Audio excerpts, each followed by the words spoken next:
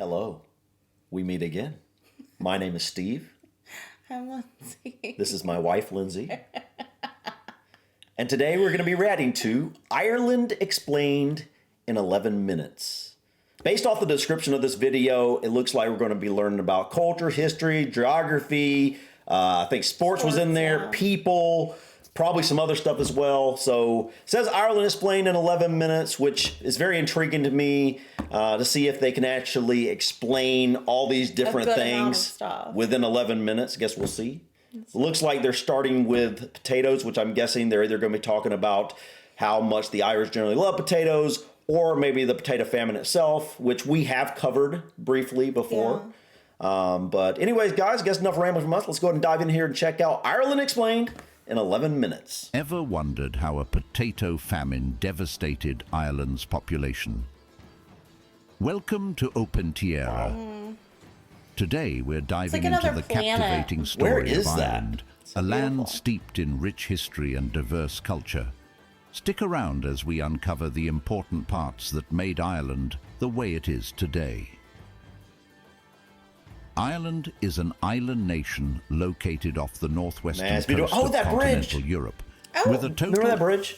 Well, remember? What do you mean? We saw it in another video. Yeah, it was really popular or something. Oh, was it in Dublin? Yes. Oh, yeah, it was the Dublin... yeah. Yeah, I forget what it was called. Yeah, I don't remember what it's called either. Now that you say that, yes, I do remember. Area of 84,421 square kilometers. It is the third largest island in Europe and the 20th largest island in the world. Ireland is divided into two main political entities. The Republic of Ireland, which covers about 5/6 of the island, and Northern Ireland, which is part of the United Kingdom.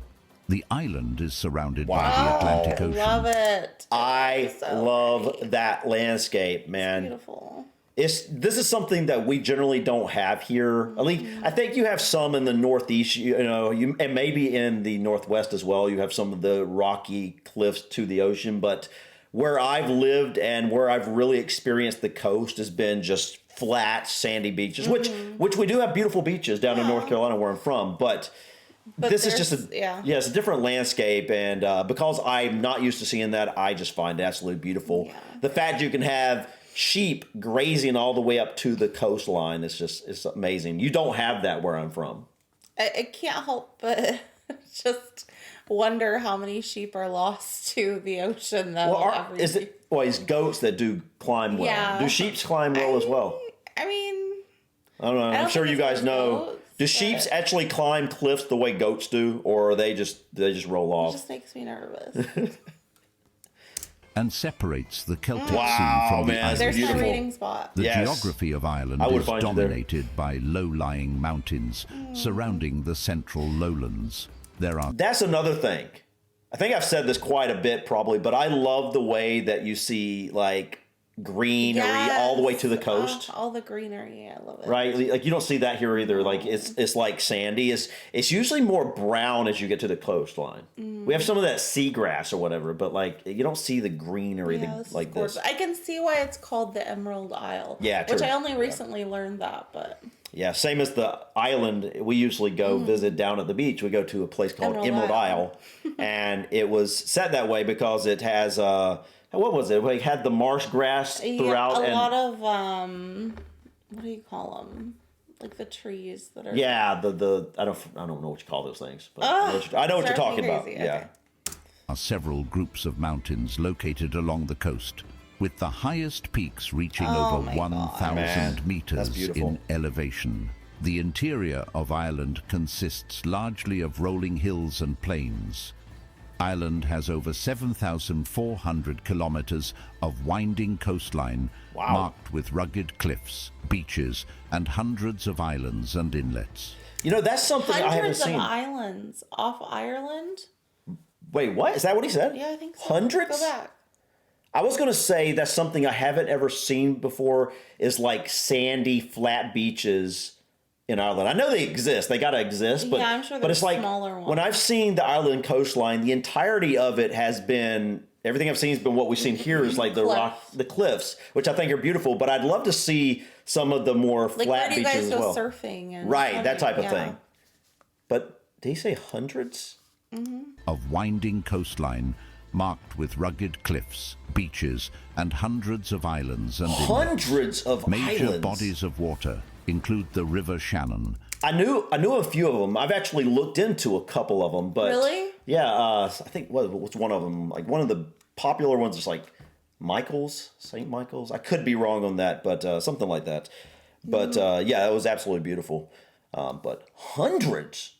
Where are these? Are these mostly on the Atlantic side, or are they mostly in like the Irish Sea or something like that? Oh.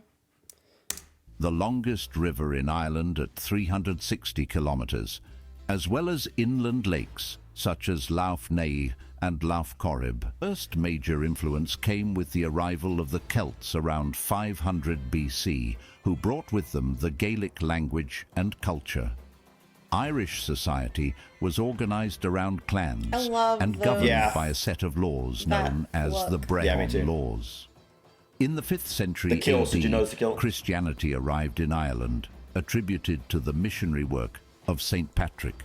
Monasteries soon became important centres of religion and learning. Oh man, yes. The old cemeteries. The old cemeteries. And the ruins and the churches. Like the ruins and the churches I absolutely love. But if you ask me which I love more, old cemeteries or old churches, old abbeys, I would say I love the old cemeteries more. I love cemeteries. Old churches and abbeys are amazing. I'd love to explore them, but cemeteries, just the vibe and the energy of a cemetery, especially an old one, is just amazing. And I'm sure you guys in Ireland have some very, very old cemeteries. Obviously much older than the oldest ones we have here. Yeah. The cemetery, the town cemetery in my hometown has graves all the way to the 1600s. But I'm guessing you guys probably have, 1,000-year-old graves or whatnot. Be amazing to see some of these tombstones. The history. This flowering of culture and faith continued until the late 8th century, when Viking raiders began attacking and pillaging Irish monasteries and towns. The Vikings eventually established permanent settlements, including the city of Dublin. In 1002... So Vikings settled Dublin originally. That's interesting. It makes me wonder, so if Vikings settled Dublin, and there's other cities in Ireland that were established predominantly by the Celts, what may be some of the differences you still see today between those types of cities? Because there's obviously got to be some major differences there. Let us know in the comments, guys, if you can think of cities that were 100% settled by Celts, 100% settled by Vikings, and what those differences. Like if you still notice anything different. Right. Or maybe you don't think about it because it's just always been that way. Right. You may not even notice it, but I'm sure someone out there has looked into those differences. Brian Boru became High King of Ireland and successfully drove the Vikings out. The late 12th century brought another wave of foreign invasion, the Anglo-Norman invasion from England. This marked the beginning of increased English dominance over Ireland. English control expanded dramatically in the 16th century. Okay, I believe right here, these are great kilts, if I'm not mistaken. I believe, if I can remember correctly, the great kilt is a much larger kilt that is actually used as a blanket.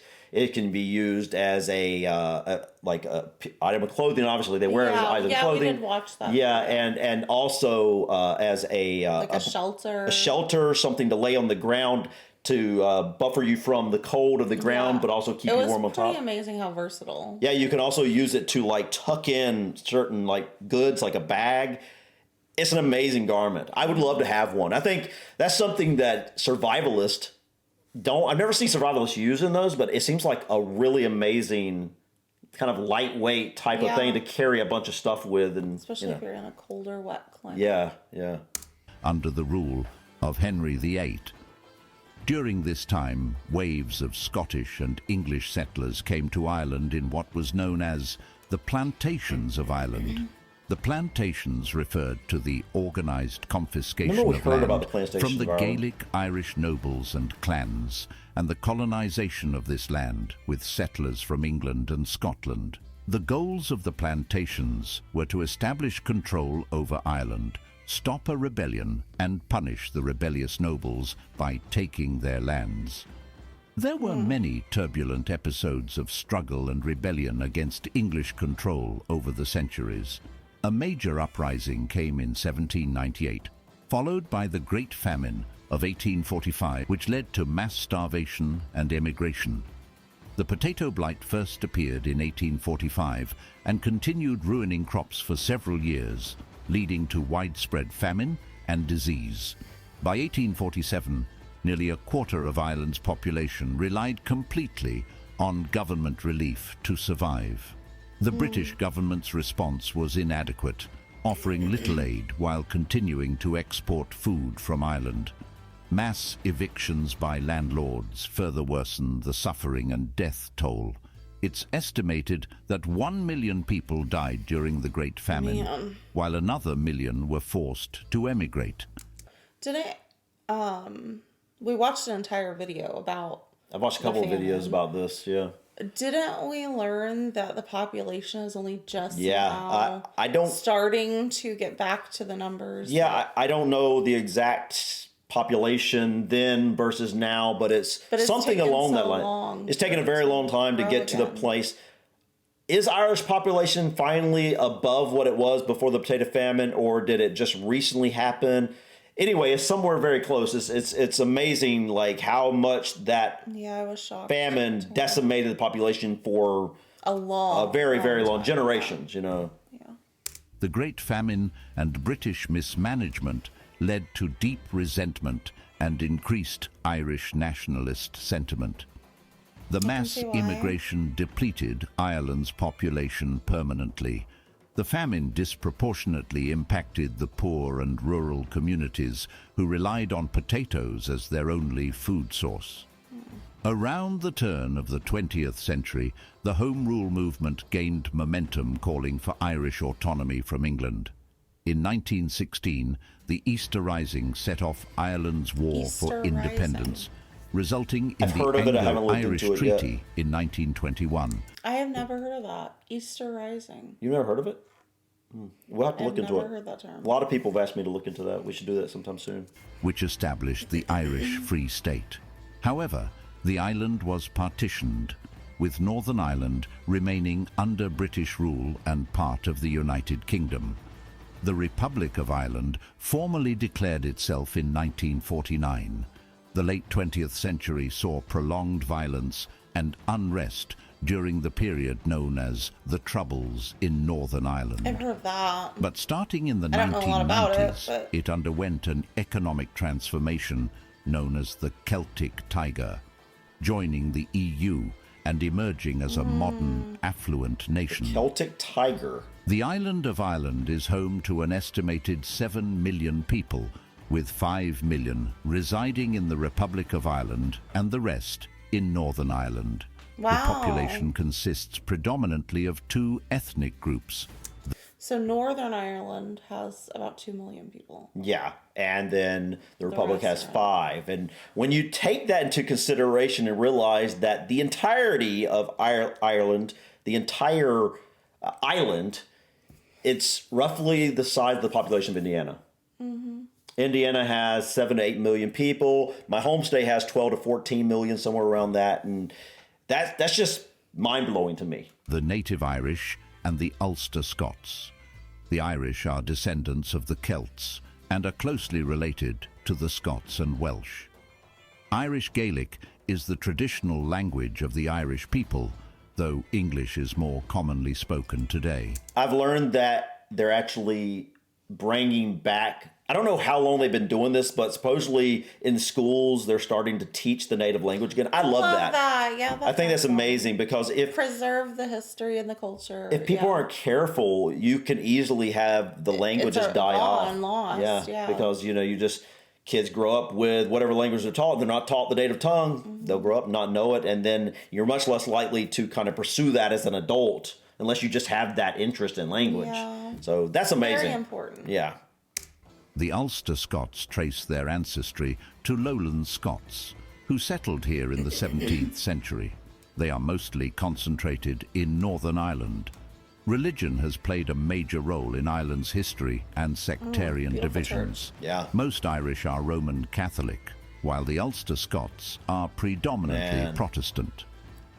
Religious affiliation was a key factor in the conflicts in Northern Ireland. Irish Gaelic is a Celtic language close. That to me is amazing as well. Like, you know, a lot of the turmoil that took place in Ireland was religious in nature, from what I understand. You know, it was like Protestant versus Catholic, the Catholic Republic of Ireland predominantly, and then the predominant Protestants of Northern Ireland. And it's just like here in the U.S., we've never had that experience of real division between Catholics and Protestants. It's something that like they don't necessarily agree on everything, but there's no major strife, and I don't think there ever has been that I know of anyway. Not that I know of. Yeah, so it's just a completely foreign like world to me concept, to understand that. But I think in today's society, that's probably not as extreme, not as big of a deal anymore, I'm guessing. Let us know in the comments, guys, how does that look today when it comes to the relations between Protestants and Catholics? Closely related to Scottish Gaelic. It is constitutionally recognized as the first official language of Ireland and is still spoken in parts of the country today, especially in the Gaeltacht regions. However, English is the most commonly used language throughout most of Ireland. Ireland is renowned for its rich cultural heritage that has been shaped by centuries of history. Irish culture is a compelling mix of ancient traditions and contemporary influences that can be seen in its lively festivals, music, dance, and literature. Irish mythology and folklore have endured through the ages, chronicling tales of ancient warriors, fairies, and leprechauns. Yes. Yeah. Okay, so like, let me ask you, if I was just to say, where are leprechauns, or where does the leprechauns come from? Yeah, Ireland, everyone. How about this? If I say the word clover, yeah, you think of isn't that interesting? I mean, like, obviously clovers are here, as well. But like, whenever I think of clover, for example, I think of Ireland, 100%, never fails. And obviously, if you say four-leaf clover, definitely think of Ireland. And fairies, even, like any scene like this, I would 100% think of Ireland. I mean, I think that's pretty obvious why with the leprechaun. Minus the leprechaun and the pot of gold, this is Sophia's bedroom. It is, yes. Our daughter, she wanted an enchanted fairy forest bedroom. Stories of mythic figures like Cuchulainn and Queen Medb continue to captivate audiences today. Music is integral to Irish culture. From traditional Celtic instruments like the fiddle and William pipes to popular rock and punk bands like U2 and the Cranberries. Or anything. Ireland has a vibrant Look at that. Yeah, that's beautiful. I love that, man. It's beautiful. Of traditional pubs the cobblestone streets and stuff. Prevails. Love it. Irish dance has experienced a global renaissance thanks to the popular theatrical production Riverdance. Irish step dancing is known for its rapid leg movements, while set dancing involves synchronized group formations. In literature, Ireland has produced... All right, there you go. There's my dream house. That's Lindsay's house. If we moved to Ireland, that's where she would be, right there. I can smell it from here. It just smells so good. I would never see you again. You'd just be buried under some kind of pile of books somewhere. I was going to say, before this scene started, I was about to say... do you think Sophia, our daughter, is in dance? She does tap and ballet. But I think she would find that fun. Looking at a little bit. She likes the more energetic type stuff, so I feel like she would like the crazier type of dance. And by crazy, I just mean more fast paced. I think she would do good at that. Yeah. We'll have to look into that. I'm sure there is some sort of, I don't know if they probably don't do it in her current dance studio, but that'd be interesting. 4 Nobel Prize laureates, including poets W.B. Yeats and Seamus Heaney, and playwrights George Bernard Shaw and Samuel Beckett. Boxty, a classic Irish potato pancake, made from a batter of mashed potatoes, baking soda and flour, then fried on a griddle. Boxty can be served as a savory bread or... Oh, that looks good. Anything potato, I'm down. Was I just seeing them put jam or something on that? Jam, and then for a sweet version, and then savory with sour cream with chives. That's kind of like, what do you call it? Like a hash brown, but out of mashed potatoes, like a creamier. Yeah, almost like he called it kind of like a pancake, didn't he? Or am I thinking that? A cake. It's like it's a potato cake. Oh man, that looks good. Yeah, it does. Topped with meat stew. Shepherd's pie, ground lamb, and vegetables like carrots, peas, and onions, baked under a layer of mashed potatoes.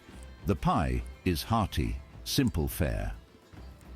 Culcannon, a dish of mashed potatoes with kale or cabbage and onions mixed in, often includes milk and butter to enrich it.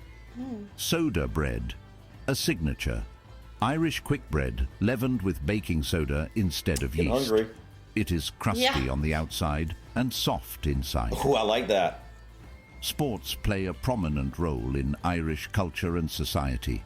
Gaelic games like hurling, Gaelic football, camogie and handball. Wait, camogie?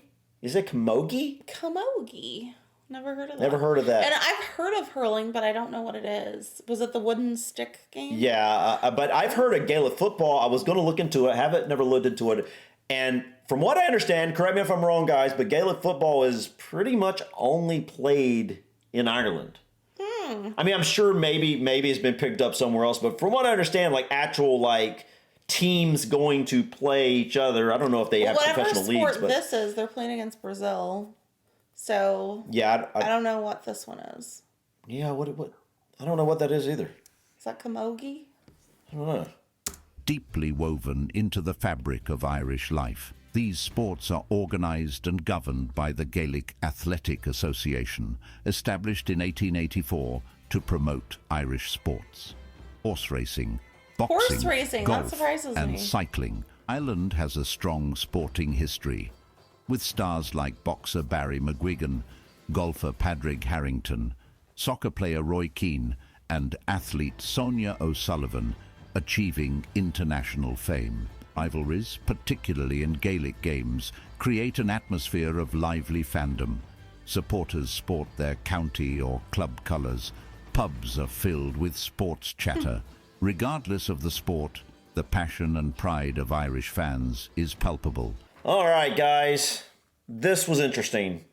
Definitely gave us a good general look at many, many, many different aspects of Irish life, I guess. Yeah, I didn't expect it to cover so many different things. In 11 minutes. Yeah. That's amazing.